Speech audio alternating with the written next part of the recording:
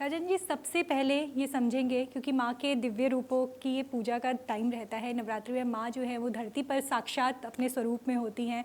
किसी भी रूप में आप उनकी पूजा करते हैं तो आपको उसका फल ज़रूर मिलता है।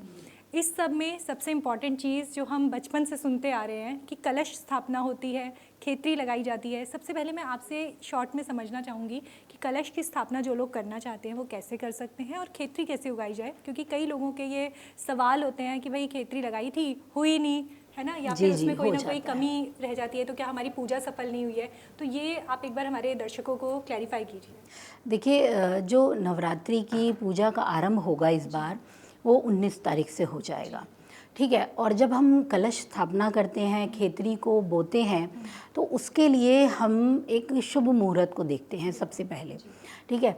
तो हमारे लिए इस बार जो 19 तारीख आएगी उसमें सुबह लगभग 6:52 के करीब से हमारी प्रतिपदा का आरंभ हो जाएगा और अमावस्या की समाप्ति होगी।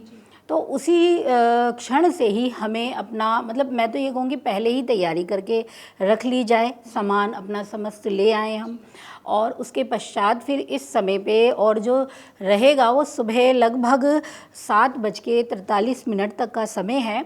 इस शुभ समय पे आप खेतरी को बोना शुरू कर सकते हैं और बहुत ही साधारण विधि है। बहुत ज़्यादा इसमें हमें कुछ ऐसा नहीं करना कि अलग से हमें कुछ भागदौड़ करनी है। और ये सभी सामान जो हमें मिलता है वो आसानी से उपलब्ध हो जाएगा, जिसमें हमें एक मिट्टी का बर्तन लेना होगा, थोड़ी सी रेत लेनी है या मिट्टी ले लेंगे हम, और जौ लेंगे, जो गेहूं के जो दाने होते हैं उन्हें लिया जाता है। और सुबह के समय कलश स्थापना में सबसे पहले आपको एक पानी का रखना पड़ेगा, एक जग लेना पड़ेगा।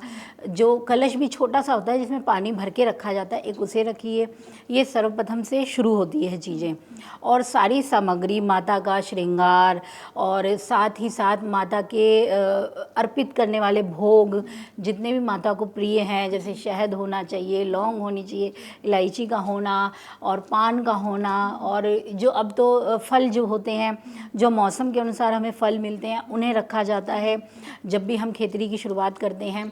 और इन सभी चीज़ों को पहले रखेंगे, फिर खेतरी के लिए बीज लेंगे, मिट्टी उस बर्तन में रखेंगे, अच्छे से साफ़ सुथरा करके बर्तन को उसमें हम मिट्टी डाल के फिर खेतरी बीजों को डालेंगे और उसमें फिर पानी का थोड़ा सा छिड़काव किया जाता है, अच्छे से सारे बीजों को फैला दिया जाता है।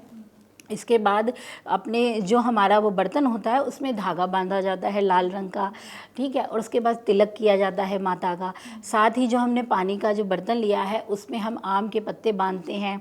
कलश में वो पूरा स्वास्तिक बनाया जाता है, रिद्धि सिद्धि का आह्वान किया जाता है और समस्त देवताओं का आह्वान करने के पश्चात, माताओं का आह्वान करने के पश्चात हमारा आरंभ होता है पूजा का। और जो हमारी पहली देवी है माता शैलपुत्री की शुरुआत होती है इस पूजा से।